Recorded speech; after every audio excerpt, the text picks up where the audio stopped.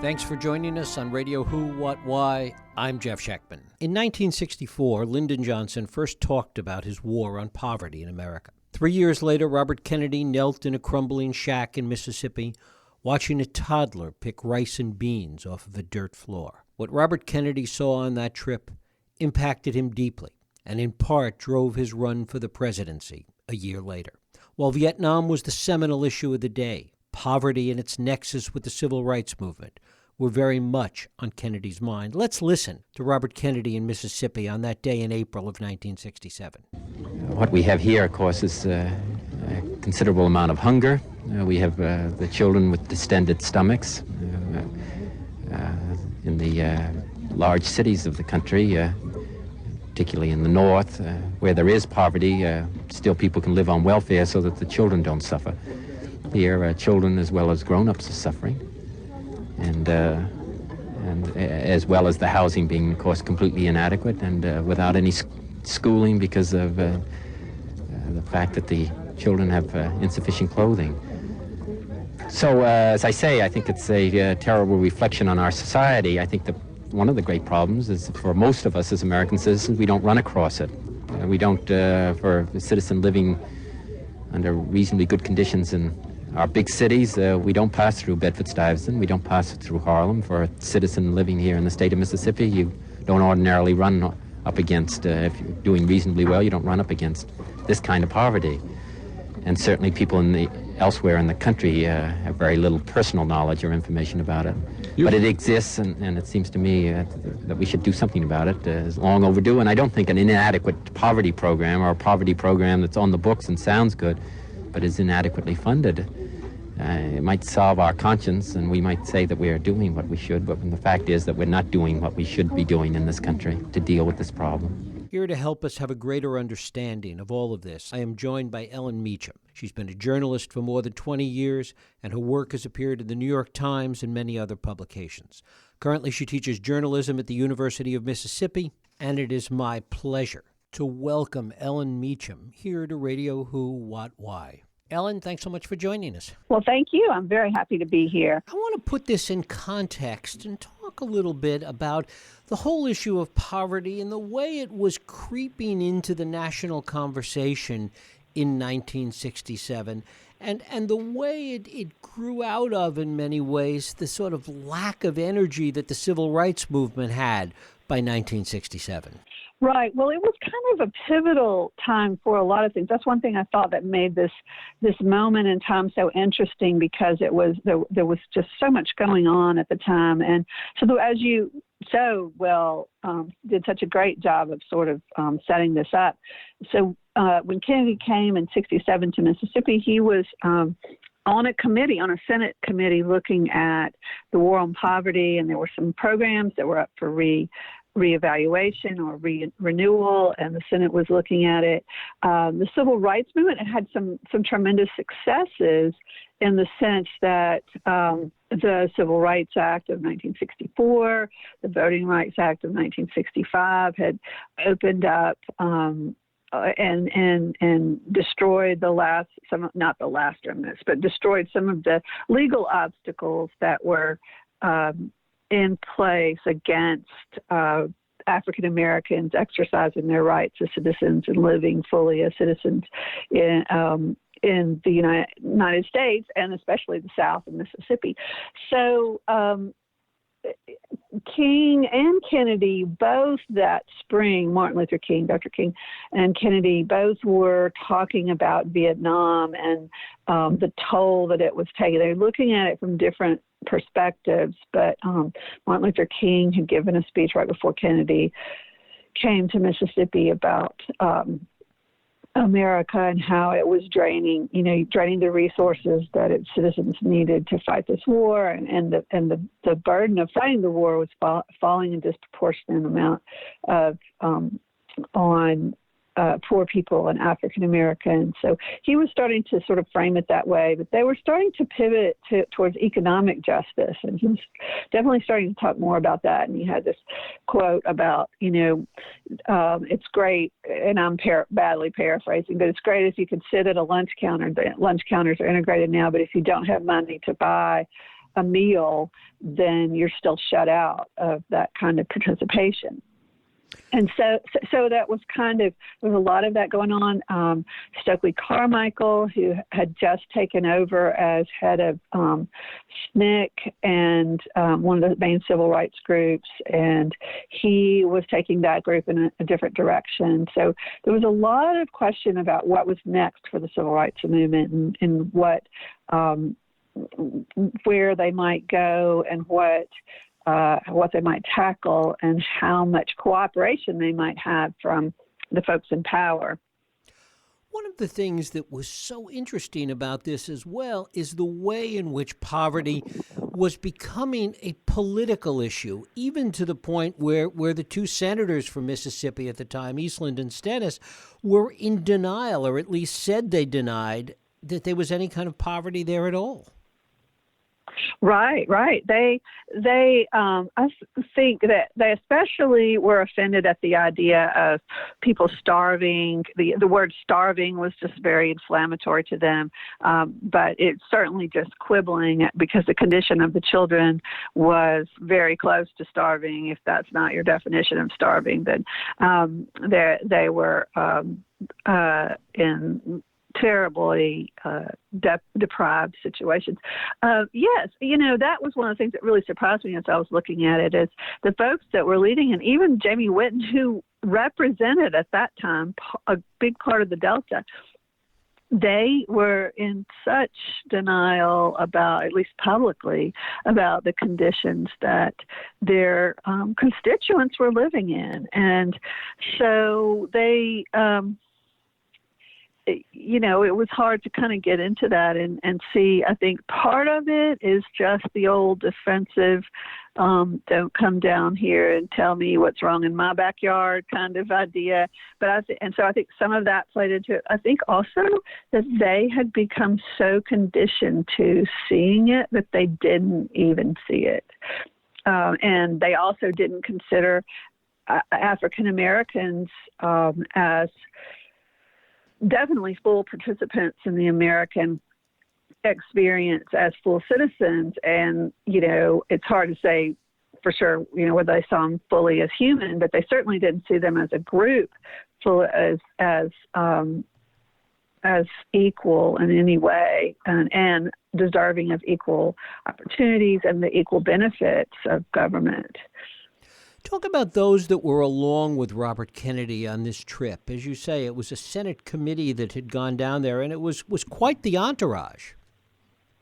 It sure was. And that was one of the things that also that kind of surprised me as I began working on the book, is because we're used to seeing people with some celebrity or who could command the media to show up, and they do sort of. We're used to seeing them doing, which is a good thing, doing these kind of poverty tours where they draw attention to a problem. They go down there, and the people who follow them with the press also cover, the poor children or whatever is happening.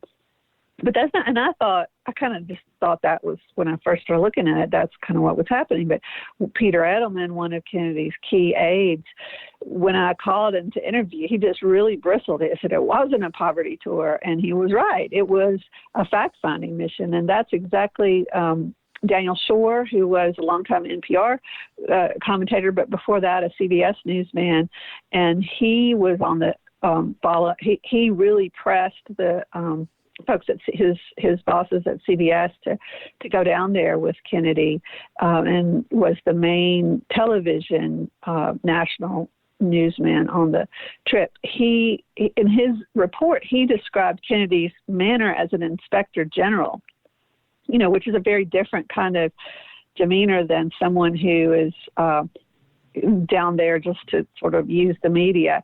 And Senator Joseph Clark from Pennsylvania was the chairman of that subcommittee. It was the Senate Subcommittee on Employment, Manpower, and Poverty.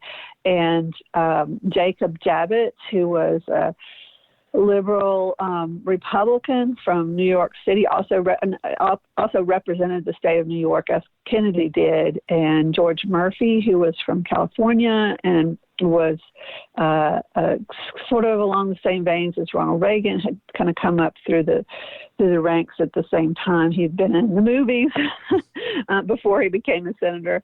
And the other one was, Javits, Kennedy's, Clark, and Murphy. Those are the four that went to Mississippi, and only Joseph Clark and Kennedy flew over to the Delta after they had a pretty dramatic hearing in Jackson. News people followed. They had about 10 cars that were driving around, and they went in Greenville. They saw some job training programs, and then they drove up to the Delta. How did Kennedy see this poverty differently than the poverty that he had seen and talked about in places like Bedford-Stuyvesant in New York?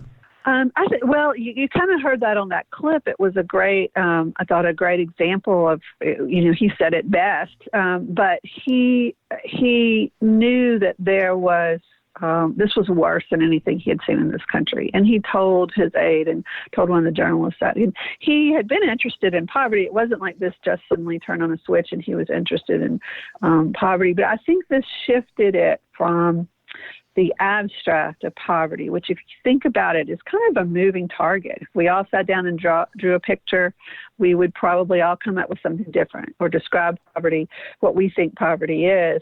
And but hunger was a concrete, universal human experience that, no matter how wealthy you are, there's been some point at some time in your life when you couldn't eat when you wanted to, and you know what hunger feels like. And to think about extrapolating that to every day, only having a little bit, going day after day when your body is growing and needing that. I think that was one thing that it did for him.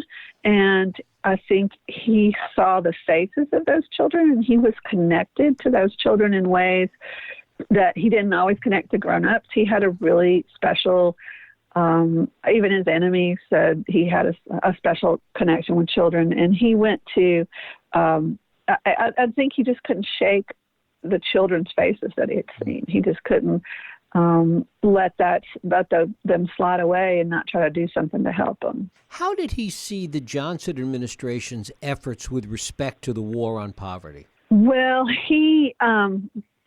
I think that overall, it's kind of a shame because the two men had a really deep-seated antipathy for each other. They really it's probably pretty safe to say that they hated each other. Mutual Contempt there's a whole book written about it. It's a really great book about their relationship. And so one of the sad parts is that was that really got in their way in their ability to work together to try to solve some of these problems. And Johnson, I think, saw the war on poverty as a way to kind of distinguish himself a little bit from John Kennedy, and it was his signature kind of efforts. And, he delivered the Civil Rights Act after Kennedy's death, but that was very much couched at the time as, carrying on John Kennedy's legacy. And I think this was his effort at a legacy. And also he revered Franklin Roosevelt. So it was a way of kind of going back to his era. And he used Robert Kennedy's trip to Mississippi as just a chance to make him look bad and show him up, because some of the programs that were well-meaning had actually made it worse in the Delta. And that was one of the first things that Kennedy tried to do when he came back, is to try to loosen up some of those regulations or make some changes to get food to people on the ground in kind of an emergency way. And Johnson was just not at all interested. He tried to get them to deliver the letter somewhere else and deflect it. And Kennedy, as the cities started sort of exploding in riots, and Johnson came down really sort of hard on a law and order kind of approach, Kennedy thought that was definitely the wrong approach, and not that he wasn't a law and order guy, but he didn't think there was enough attention paid to some of the root causes of what was going on, and that Johnson was just dropping the ball. So it was a shame that they weren't able to move past that and work together, because they might have been a lot more successful on it. Talk a little bit about how Kennedy saw Vietnam as part of the poverty problem, and that Vietnam really sucked up all of the political energy of the day. Absolutely. And I'm so glad you pointed that out, because I wanted to make sure that I do think I've got a lot of evidence in the book that this trip to Mississippi was extremely significant in how Kennedy sort of framed and saw things as he went through the last 14 or so months of his life. But Vietnam was, again, like you say, that was the thing that really dominated the conversation, dominated the thinking, sort of provided a great deal of the impetus towards the presidency. But you've got to understand a couple of things that sometimes people forget. One is the power of the conservative Democratic lawmakers in Southern lawmakers in Washington, because they had been elected for so long by whites-only, solid South Democratic primaries and elections, general elections, that they were longtime incumbents, had risen through the ranks, had a tremendous amount of power over the purse, over judges, Judiciary Committees. Jim Eastland chaired that, and any kind of civil rights bill. He had joked about how the civil rights, he had a special pocket where he put civil rights bills when they came to the Judiciary Committee, and, they never saw the light of day again.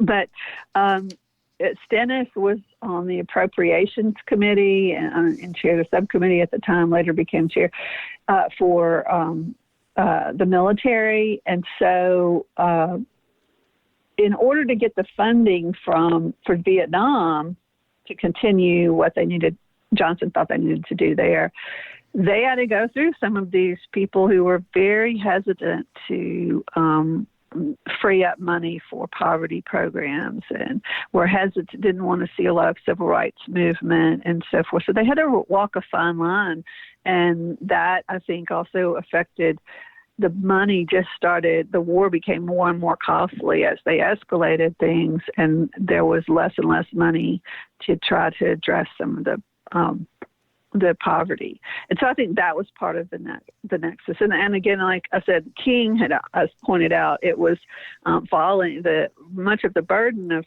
fighting Vietnam was falling on poorer people and poor African Americans, and then they were losing their lives and their limbs and so forth. So I think that there was kind of this nexus. There was also the concern about riots in the city, and because of the cities that were happening that summer, the frustrations of African Americans were sort of boiling over, and that he didn't think Johnson's approach was good, and he also thought that because of that, people were responding in fear and were less likely to be sympathetic to the needs of those folks, the very real needs. Talk about King, because this came at a time when King was really trying to shift what had been the civil rights movement into much more of a social justice movement. Talk about that and the way this visit kind of fit into that narrative. Right. Well, Kennedy, so King had visited the Delta, Mississippi, a year or so before for a conference in Jackson, and had heard a lot about this unfolding kind of catastrophe that was happening with the farm workers who were being displaced by mechanization and new herbicides and farming practices where they skip row planting and all of these kinds of things.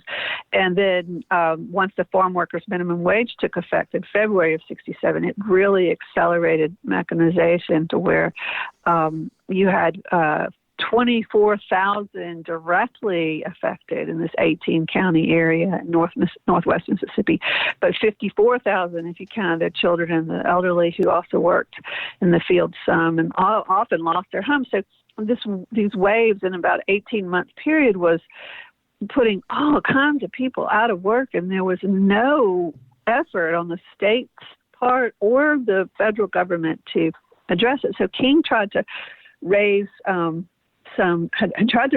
get some attention and raise the warning a year or so before, and even had talked about it, universal basic income, which Ted Kennedy was with him for a time at part of that conference, but he did not endorse at that time the universal basic income. But King was talking about that. He tried to write a letter to some officials and sort of warn them about displaced farm workers and their plight in the Delta, and hadn't really gotten anywhere. Hadn't gone through Robert Kennedy for sure that I found anything, but gotten some coverage in the Times and a few other places. So King was aware of the problem and had tried to bring a little bit of attention to it.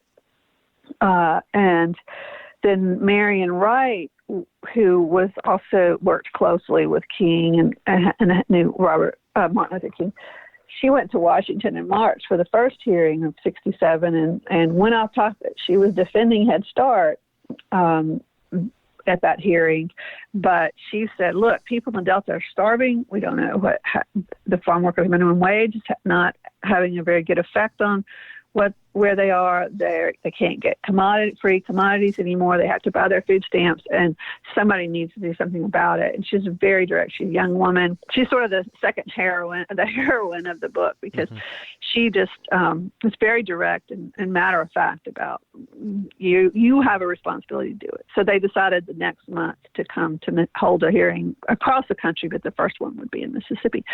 So after Kennedy got back, and he and King didn't have a strong relationship at all. And David Margolick has a great new book out about that, the relationship between King and Kennedy. They didn't have a great relationship, but Kennedy tried to get some changes immediately done so that people could get some food on the ground in Mississippi in April.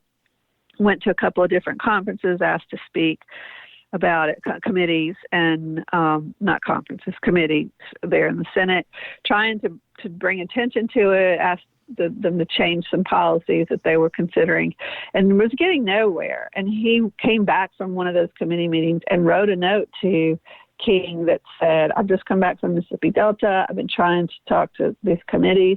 I see what you're talking about, and I would love to talk with you further like to talk with you further. I'm interested in any ideas you have. And I could never find that King responded. There was a note that said that from his King's secretary that said, we received your letter, Senator Robert Kennedy's letter. Dr. King is traveling. He will be in touch when he gets back. But they may have had a phone conversation. I don't know. I never saw any other paper evidence that they talked about Mississippi after that. But that was a big deal for Kennedy to kind of reach across, as Taylor Branch says, sort of reach across their contentious relationship and reach out and kind of acknowledge, look, I see what you're talking about now. Let's talk about some solutions. What was the impact of Kennedy's visit? What was the broader impact of the visit beyond the immediate news cycle, Daniel Shaw's report, as you talked about before? What impact did it have over time? Over time, well, there are a couple of things. It's hard to draw, you can't just draw a direct line and say he went to Mississippi and then this policy happened. But what he did was change the conversation for quite a while about from poverty to hunger and hungry children. And so much of the news coverage and the popular culture of the time really showed America a post-war prosperity and kind of, there were not as many kinds of news outlets as we have now, for better or for worse, and there weren't that many channels that you could watch. And so most of what Americans saw was, hey, we came out of the Great Depression, we won World War II, and now we're booming. And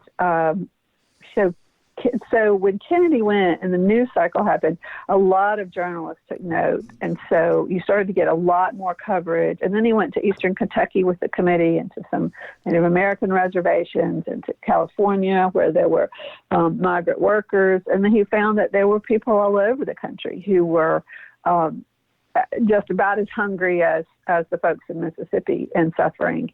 And he also went off. One of the things he did in Mississippi is make unscheduled stops because he didn't just want to see what the advocates wanted him to see. And he started doing that a lot when he went to Kentucky and other places, and asked sort of real people who weren't, set up to tell him what their lives were like. But there was also, after he died, there was a select committee on hunger and poverty, and that committee was quite active, and there was, but one of the big things that happened was there had never been a national nutritional survey done. There had been surveys done here or there over the years, but so one of the big things that happened that was kind of a pivot point was this national. Got them to agree. Kennedy in the fall got them to agree to do this. The Department of Agriculture National Nutritional Survey, where they tried to get an idea of how food aid and how Americans were eating, where they were hungry, where they weren't getting enough. And the report came back with quite a surprising level of hunger and malnutrition, and lack of nutritional diversity, and lack of availability of food, lack of money. And so that study really drove a lot of the policies as Kennedy was killed, and as that committee started working, even it went to Richard Nixon, and Richard Nixon was surprisingly receptive to some of the reports that came in on hunger, and worked with some of the advocates to try. He was more receptive to the ideas of food aid, and so then you started getting women and infants and children, which is a WIC, which is a that supplements pregnant mothers and nursing mothers with babies, and that was really big. It took 10 years to waive the cost of food stamps so that you could get the food stamps for free, and now it's SNAP. But another thing was that in 1967, counties could opt out of the federal school lunch program, and now I don't know if I don't think they can even could if they wanted to, but I don't think there's any counties that do.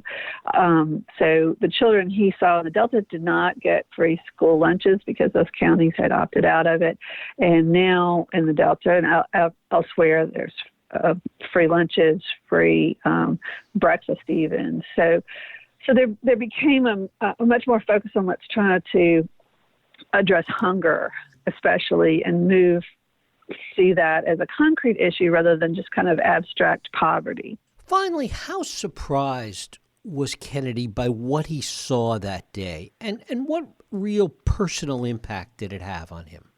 It really shook him and his family. I talked to Mrs. Kennedy and Kathleen Kennedy Townsend, his oldest daughter, and one of his older sons, Robert Kennedy Jr. They were really great to talk to me, and they all remembered him coming back from Mississippi the very night and just stopping at the door and seeing his, he had this well-fed, lovely brood of 10 children, and eventually there was 11, and just looking at them in there in the dining room and just being stopping and saying, look, I've just been to Mississippi. Children have sores on their bodies because they don't get the right food. Their stomachs are distended.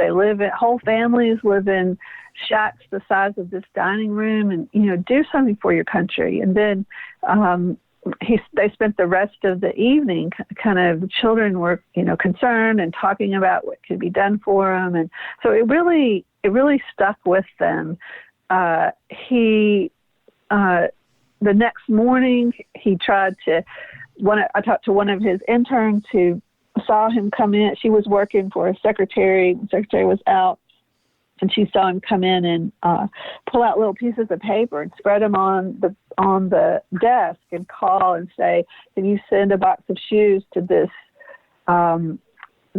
address? Can you get some cartons of soup to that address? So he was personally trying to address the families that he saw. And, he talked about them in his speech. It was overshadowed by the heartfelt speech he gave at after Martin Luther King's assassination in Indiana.